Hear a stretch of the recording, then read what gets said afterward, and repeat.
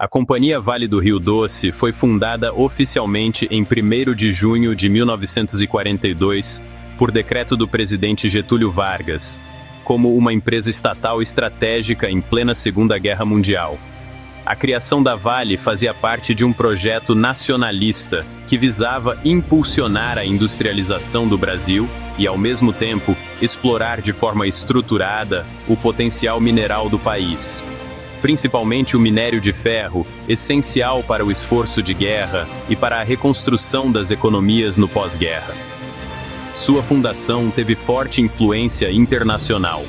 O governo brasileiro havia negociado com os Estados Unidos, que buscavam acesso a recursos minerais estratégicos em países aliados.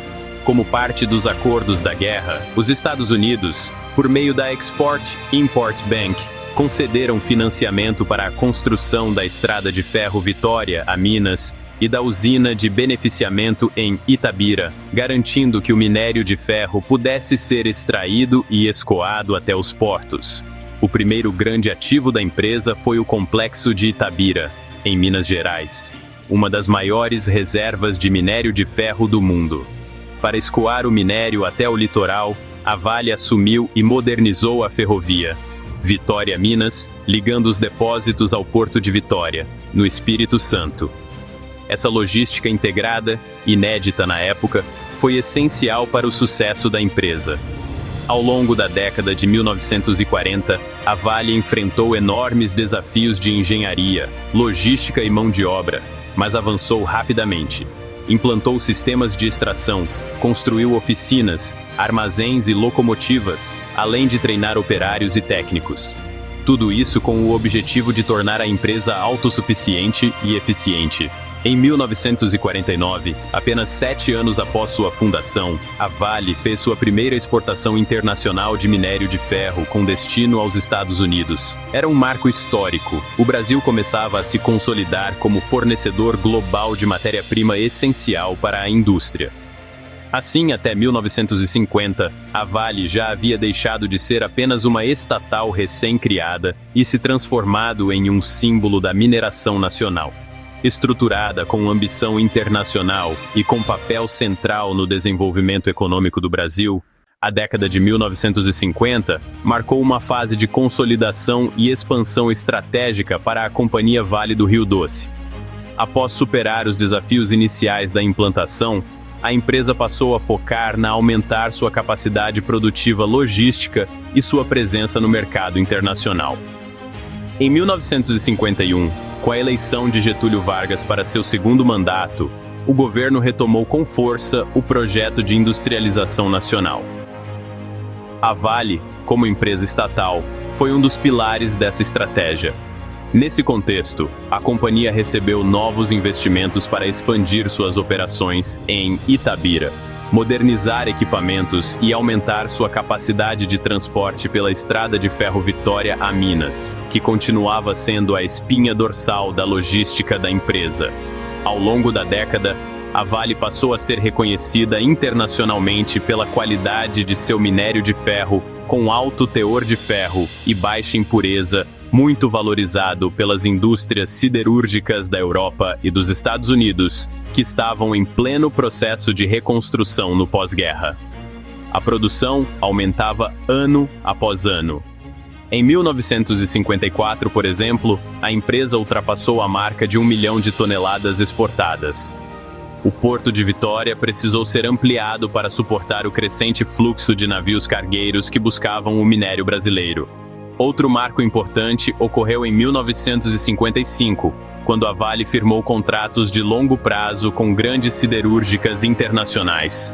Isso deu à empresa previsibilidade de receita e permitiu o planejamento de novos investimentos. A empresa também começou a estudar novas jazidas, como em Itabira Sul e Ferros de Brucutu, visando garantir reservas para o futuro. Internamente, a gestão passou a investir na formação de mão de obra técnica especializada, criando escolas industriais e cursos de capacitação, já vislumbrando a profissionalização e expansão nos anos seguintes. No final da década, em 1959, a Vale celebrava um crescimento sólido, mais de 2 milhões de toneladas de minério exportadas por ano, reconhecimento internacional e um papel cada vez mais relevante na balança comercial brasileira. Assim, ao encerrar os anos 1950, a Vale havia deixado de ser apenas uma estatal estratégica e se consolidado como uma mineradora moderna, eficiente e voltada ao mercado global, preparando o terreno para sua fase de ouro nas décadas seguintes. A década de 1960 foi um período de transformação e aceleração para a Companhia Vale do Rio Doce. A empresa deixou de ser apenas uma exportadora de minério e passou a se posicionar como um dos pilares do desenvolvimento industrial do Brasil e uma mineradora de escala mundial.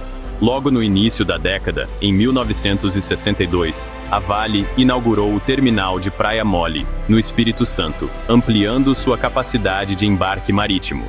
Isso foi crucial para atender à crescente demanda de seus clientes internacionais, especialmente da Europa e do Japão, que viviam um boom industrial no pós-guerra.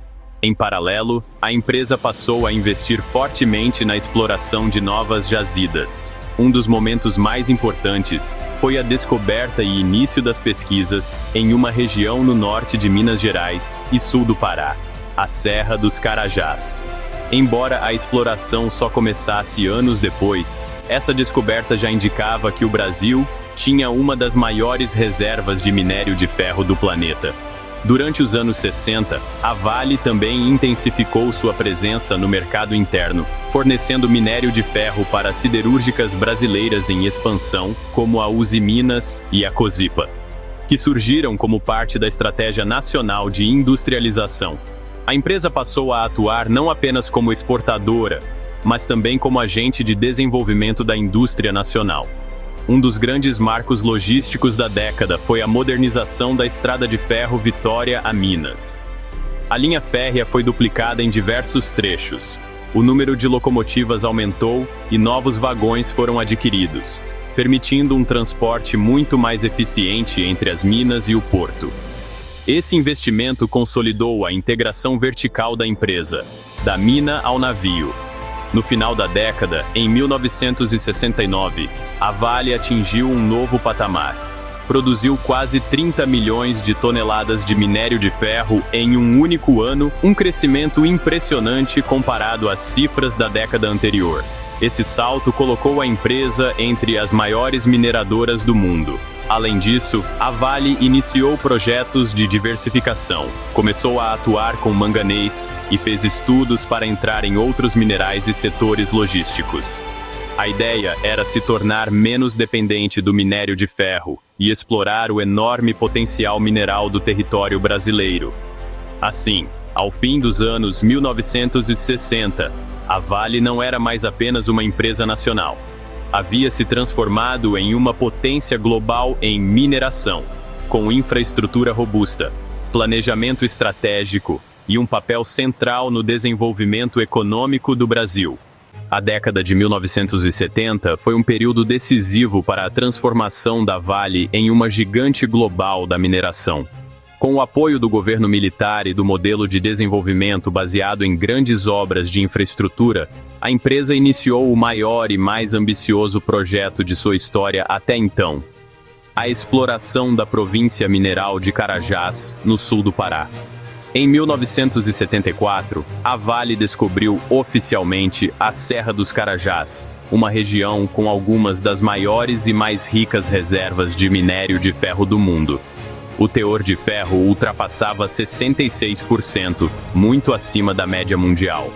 Para viabilizar a exploração em uma região remota da Amazônia, a empresa iniciou um projeto integrado e gigantesco, que incluía mina, ferrovia, porto e energia, algo inédito no país. Esse projeto foi batizado de Projeto Grande Carajás. Em 1976, a construção da Estrada de Ferro Carajás foi iniciada, ligando as minas no interior do Pará ao porto de Itaqui, em São Luís do Maranhão. Paralelamente, a Vale também participou da construção da usina hidrelétrica de Tucuruí, para garantir o fornecimento de energia elétrica à futura operação. Enquanto isso, em Minas Gerais, a produção continuava crescendo. A estrada de ferro Vitória a Minas foi ampliada e a Vale bateu recordes sucessivos de extração e exportação de minério. A empresa também expandiu sua atuação em manganês, bauxita e outros minerais, iniciando o processo de diversificação de portfólio. Durante essa década, a Vale reforçou sua presença internacional, com contratos de longo prazo com países como Japão, Alemanha e Itália, garantindo a venda de grandes volumes de minério por ano. Esses contratos permitiram à empresa planejar e financiar seus investimentos de forma mais segura. Outro destaque foi o fortalecimento da presença da empresa no norte e nordeste do Brasil, contribuindo para o desenvolvimento de regiões até então isoladas. A chegada da Vale impulsionou a construção de estradas, escolas, hospitais e cidades inteiras, como Parauapebas e Canaã dos Carajás. Ao final da década de 1970, a Vale era uma das maiores exportadoras do Brasil, com presença global, infraestrutura integrada e planos ambiciosos para os anos seguintes. O projeto Carajás ainda não havia entrado em operação, mas já era visto como o futuro da mineração brasileira. A partir de 1981, a Companhia Vale do Rio Doce entrou na fase de realização de seu maior projeto histórico, o início da operação no Complexo de Carajás, no Pará. Após anos de planejamento e obras de infraestrutura, a mina de Carajás entrou em operação em 1985. Com ela foi inaugurada oficialmente a Estrada de Ferro Carajás e ampliado o Porto de Ponta da Madeira, em São Luís, no Maranhão. O minério extraído em Carajás tinha altíssimo teor de ferro, o que tornou a Vale ainda mais competitiva no mercado internacional. O sucesso do projeto consolidou a reputação da empresa como uma das mais eficientes mineradoras do mundo.